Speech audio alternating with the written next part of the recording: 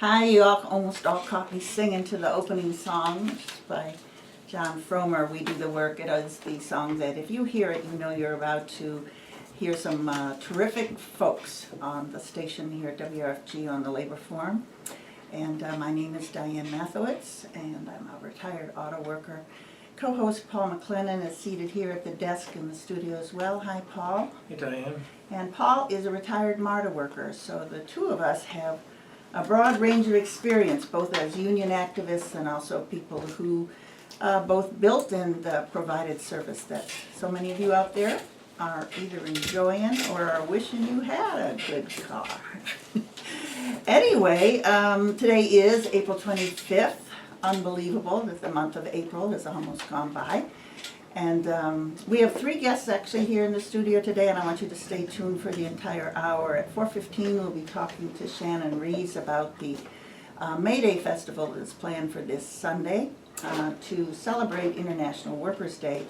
Then at 4:30 we have two guests who were very key organizers for the anti-Klan, anti-white supremacy event, whatever the heck it was that they did out there at Stone Mountain, and they will be speaking from 4:30 to 5 o'clock, and we'll be talking about really not so much the details of what happened, but why it has to happen and what it is that the rest of us need to do to make sure that this insidious ideology of white supremacy is totally smashed and dismantled. So, as you know, the opinions that are expressed on this program may not necessarily be those of the Board of Directors, staff, or volunteers. I do want to thank absolutely everybody who contributed to our just completed spring pledge drive, and I want to really encourage those of you who pledged an amount of money but have not yet sent it in to please do that. As you know, anybody who has listened to this station for the 42 years that we've been on, or if you're just brand new to the station, we don't get any corporate money. We wouldn't take any corporate money. This is an independent, community-sponsored, community listener radio station. That means that you are listeners who appreciate the quality of the music, the quality of the news, the information and analysis. We rely on you, actually, to help make sure we can pay the bills and stay on air. Because all of us on air are volunteers. This is one of the ways we contribute to making this community strong. I'm going to start off with our labor headlines. Paul will then do our labor history, and we'll go into our interview with Shannon about May Day coming up this Sunday.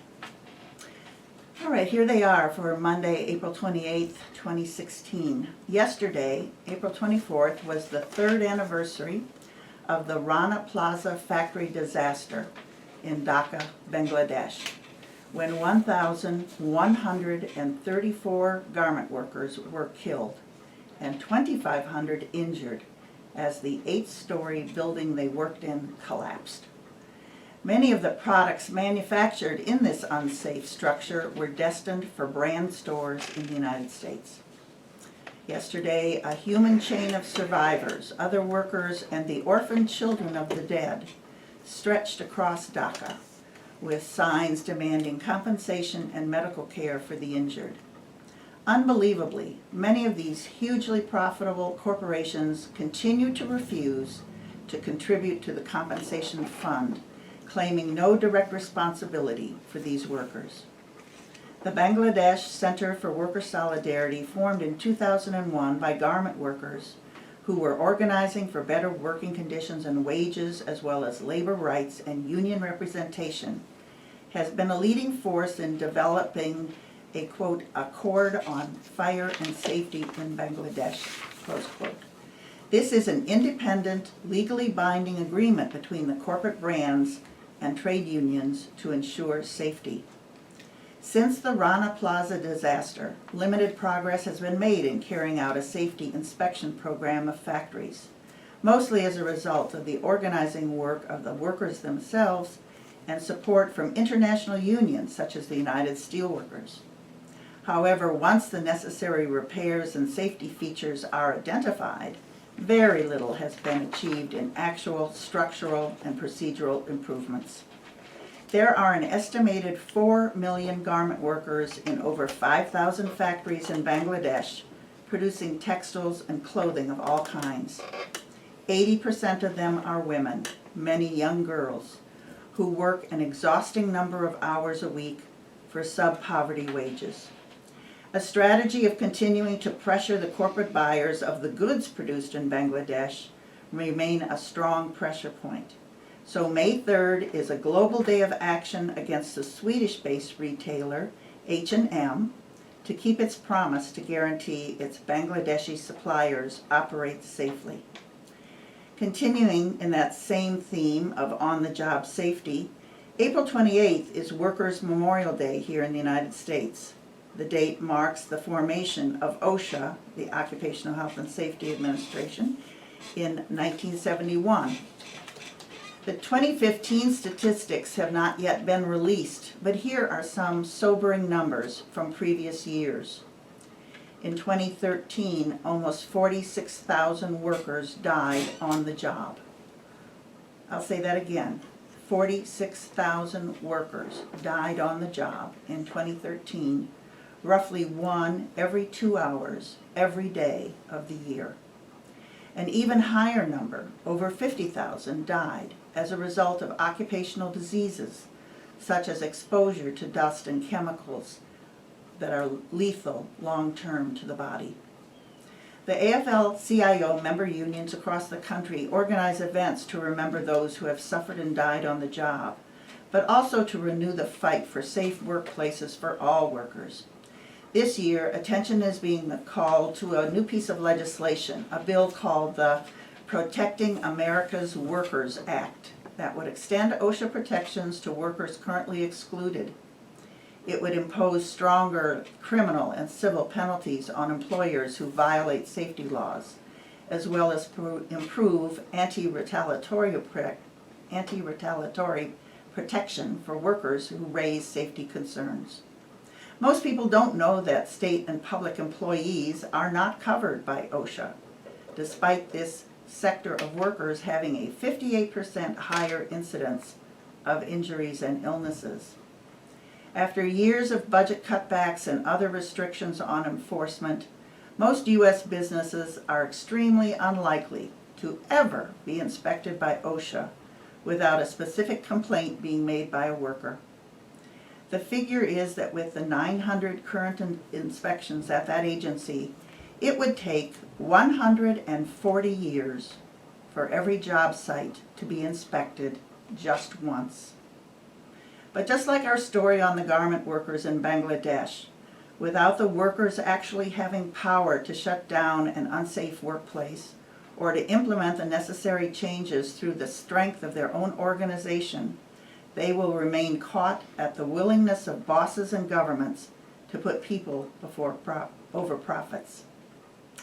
A memorial program was held yesterday, Sunday, April 24th, at the Fallen Workers Monument at Arrowhead Park, just outside of Macon.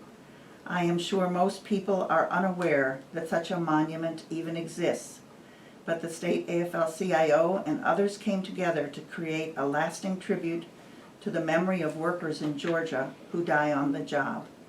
And this Thursday, April 28th in Atlanta, the Labor Council and AFL-CIO Community Services and United Way will host a breakfast where the occasion will be commemorated.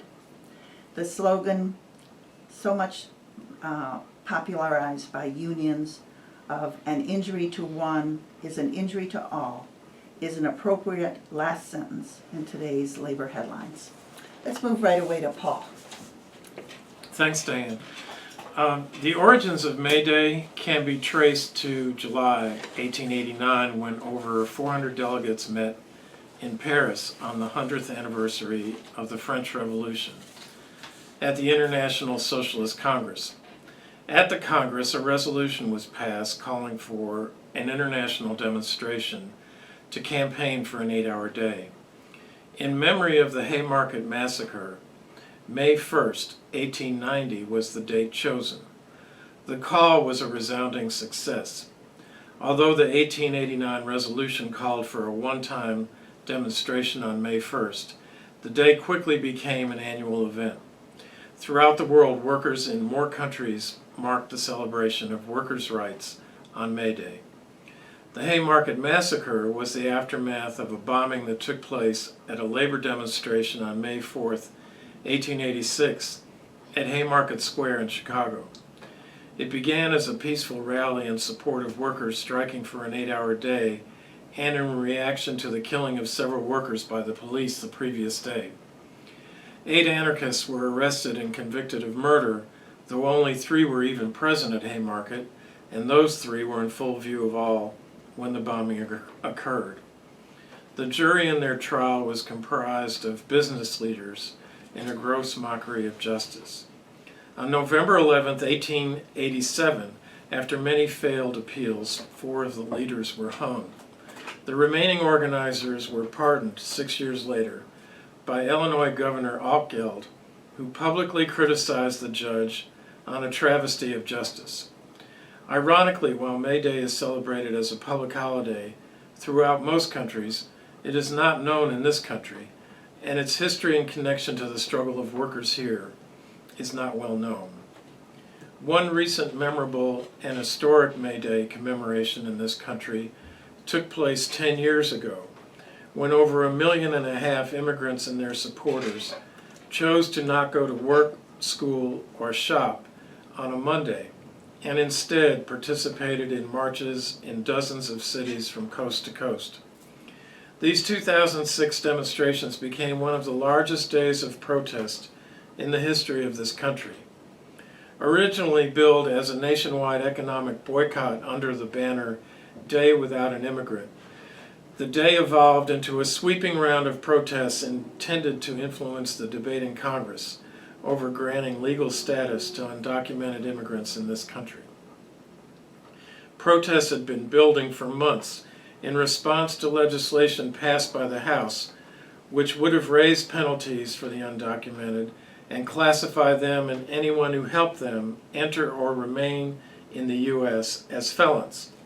As part of the wider immigration debate, most of the May Day protests not only sought a rejection of this bill, but also a comprehensive reform of the country's immigration laws that included a path to citizenship for all undocumented immigrants, a goal that has still not been realized. On May 1st, 2006, stores and restaurants in Los Angeles, Chicago, and New York closed because workers did not show up or as a display of solidarity with demonstrators. In Los Angeles, it was estimated that more than 500,000 people attended 2 demonstrations in and near downtown. School districts in several cities reported a decline in attendance at Benito Juarez High School in Pilsen, a predominantly Latino neighborhood in Chicago. Only 17% of the students showed up.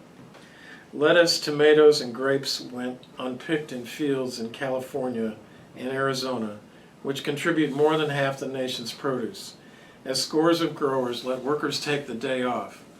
Workers who move 70% of the goods in ports in Los Angeles and Long Beach, California, did not work. Meatpacking companies, including Tyson Foods and Cargill, closed plants in the Midwest and the West, employing more than 20,000 people, while the flower and produce markets in downtown Los Angeles stood largely empty.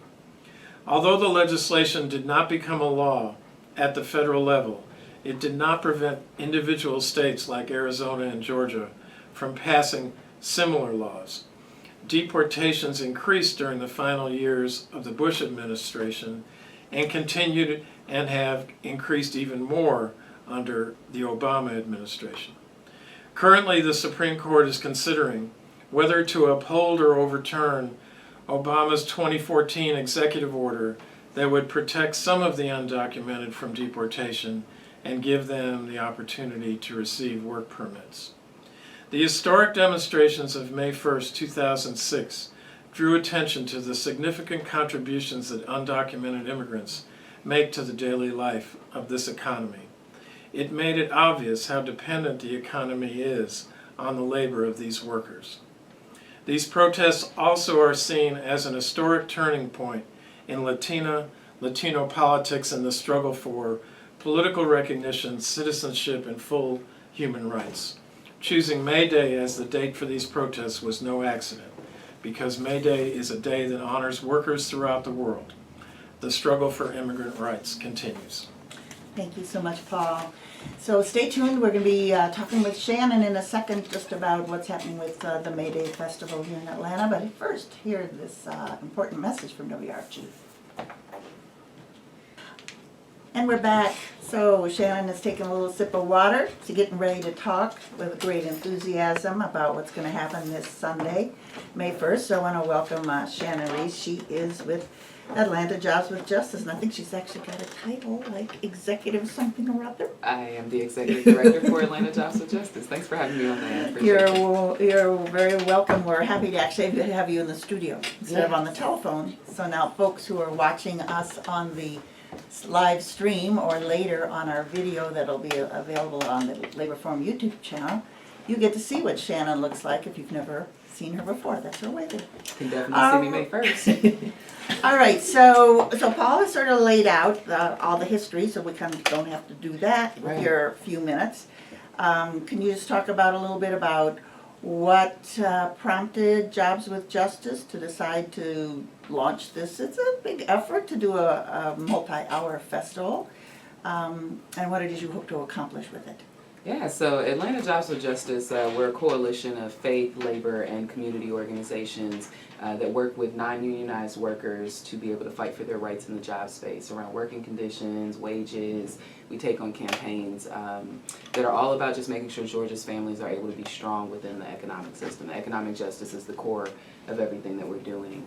As Paul notated, May Day has been a major day for economic justice in the United States for 130 years. We're super excited to be bringing May Day back to Georgia in a really big way. We know that every year there's always some event, someone's doing something, but this year we wanted to really make sure that we use May Day as our Mardi Gras, that we're really considering May Day this year our political Mardi Gras because early voting starts on May 2nd and goes through May 20th. So we wanted to bring everyone across the progressive community, across the left, together in one space on May 1st, have us a good old party, celebrate all of our struggles, the victory of our struggles over the years, share our work with community and families, and then just be galvanized and ready to make sure that no elected official walks into office on May 24th without hearing from us about the issues that matter to us around economic justice, reproductive justice, anti-state violence, like any issue that you care about. You want to be at May Day so that you can feel the vibe, and then we can take ourselves to the polls all May long, get ourselves in candidate forums, take action. It's really our call to action for folks to stand up in the month of May. So why don't you tell us a little bit about the actual physical details? What time, where to go, what's going to happen there? All right, so it is this Sunday. So put it on your calendars, all you awesome people, this Sunday from 1 p.m. to 6 p.m. And we will be at the MLK Historic Site at 450 Auburn Ave. Everybody knows where the MLK Center is, Ebenezer Baptist Church. We're going to make sure that we're really grounded in the true history of Atlanta, that economic justice we know was central to MLK's mission, and we know that he died on the fight for economic justice, standing up for workers in Memphis, standing up for union rights. So we're excited to be anchored there at Ebenezer, at the historic site, have the backdrop of that. Don't worry about rain. We've got the MLK Rec Center. You can come on out for that as well. No matter what, we're going to have a great time on the 1st there at MLK. All right, so it starts at what time? 1 o'clock. And it goes till? 6 o'clock. And what's going to be happening? So this is the thing that I think you listeners really want to hear. When you come to May Day ATL this year, and again, it's hashtag May Day ATL. You can find it on Facebook. You can find us online. But when you come, if you become a member of Atlanta Jobs with Justice, we will be raffling off tickets to the Beyonce concert that is also that night on May 1st. And these ain't no nosebleed seats that we're talking about. This is on the floor, ready to really play, special Beehive Light. And we chose that because we really wanted to show support for pop culture standing up for social justice issues, that the performance that Beyonce did with the Super Bowl, the message and the imagery that she had within the Formation video, we wanted to make sure that we say thank you because we've been begging artists to stand up for our issues and our movement. She definitely did that. And her tickets are honestly not economically just. So we wanted to make sure that our folks, all of our people, because we really fight for people that make less than $15 an hour, and most of our folks can't afford to go to her concert. And the economic justice we fight for is not just for people to be able to pay their rent, event, it's not just for people to be able to have food, it's for people to have a good quality of life, and that includes going to see the artists that you love. So we know that our membership, our base, the workers we talk to love Beyonce. We wanted to make sure that folks had an actual opportunity to engage that. So if you come to the festival, you become a member, you get in the raffle, and you could wind up with 2 awesome tickets. So that's one dope thing that's happening at the festival. I think the other thing that's really exciting is that this is really across the movement. That reproductive justice movement will be coming through, Sister Song. You're going to see folks from BLM, Black Lives Matter Atlanta will be in the house, make sure that they're talking about state violence. All of the unions will be there, that we just really want to make sure that this is a crossing. Ebenezer, their social justice ministry, the faith community is coming out, got a couple of rabbis. WRFG will be there. WRFG will definitely be in the house. We want to make sure that we bring you all some more volunteers, some more art, some more talented folks to join the radio station. So yeah, it's a space for everybody. If you want to make sure people know you're doing work, you need to be at May Day. All right, so that's pretty exciting. We're trying. All right, so I think so we've covered the time, 1 to 6. We've covered the address. 450 Auburn Ave. Yeah. Now, are you all needing volunteers yourself? We definitely still need volunteers. If you go on to atlantajwj.org, you can send us a message. Neil or myself will get back with you, but we definitely need volunteers for the day of, just to make sure everybody stays safe and that everybody is happy and having a good time. The national parks folks have been great. Ebenezer's been great. Even the city of Atlanta has been great. It's been quite a process, but we do need folks on deck just to make sure that we all stay safe. So I'm assuming there's music, there's food, there's children's activities. There's a play zone. We're going to bring out the old sack race and can you get the egg on the spoon across the field. We're getting all the way in with this. That this really is a family affair that we want to celebrate because we know that we've got disciplined work we've got to do the entire month of May. That's why we're considering it our political Mardi Gras. So it is party, it's fun, bring the family. And then on May 2nd, everybody make sure you go to the polls. All right. Have you already started thinking about next year? We definitely want this to be an annual event. So this is our inaugural year. We're looking for it to just go off really well, folks be happy. But of course, we want to see May Day come back to Georgia in a major way every year going forward. That every year the entire progressive community has a festival that is meant for us. We're great for festivals in Atlanta, but what festival is really for the entire left, progressive, liberal community? And that's what we're trying to make May Day. All right. Paul, did you have a question? Yeah, I was just curious about the other things that Jazz with Justice is doing in the city. Yeah, so right now we're running a few campaigns. We're really, really focused on the fact, and I'm going to say this slow because I don't think folks know. Georgia's minimum wage is $5.15. I'm going to say that again. Georgia's minimum wage is $5.15. Okay, that has been our minimum wage since 2003. Yes, the federal minimum wage is $7.25, but as a small nonprofit, I literally can hire people right now in the state of Georgia and only pay them $5.15. Now, would Jobs with Justice ever do that? No. We are in the fight for 15. So you come on with us, we make sure folks get real money. But we do understand that legally there are businesses across the state that are able to pay these kind of wages. And we're looking for our elected officials. This is why May is so important for us. All the elected officials that have been complacent about that $5.15 are up for re-election on May 24th. If you've been complacent about any leftist issue, we want to make sure that you are hearing from the left all May long, the entire month of May. If your electeds have not been responsive to you, don't let them walk into those seats without hearing you on May 24th. Before May 24th, I say that. So there's that. Give a little bit. We've also been engaged with, and we're almost on the wins with this, but we've been trying to get Fulton County workers up to $15 an hour, that the base salary for all Fulton County employees is $31,500. We've made a lot of inroads with the commissioners there. We're really excited about it, but we do need them to go ahead and finish that out to make sure that Fulton County, if nowhere else, we can say is at $15 an hour, right? That like we pay good taxes, the money's there in the budget for us to do it. We need to make sure that no worker in our county is also qualifying for all the public assistance on the planet. So we really are committed to those things right now. All right, Shannon, we have like a couple minutes left, so maybe one more time how people can reach you, and one more time the details time and place of the festival. You can get in touch with Atlanta Jobs with Justice. I really say, folks, hit us on Facebook, hit us on Twitter. It is the @Atlanta JWJ is our Twitter handle. Facebook, it's Atlanta Jobs with Justice. You can find the hashtag Mayday ATL event there on Facebook. And then always check us out on our website where you can see the full call to action for Mayday. And that's www.atlantajwj.org. And again, the festival is this Sunday, May 1st, 1 p.m. to 6 p.m. And I look forward to seeing everybody out there. This really is our space, our time to make sure that we're ready to hold these elected officials accountable. Well, thanks a lot.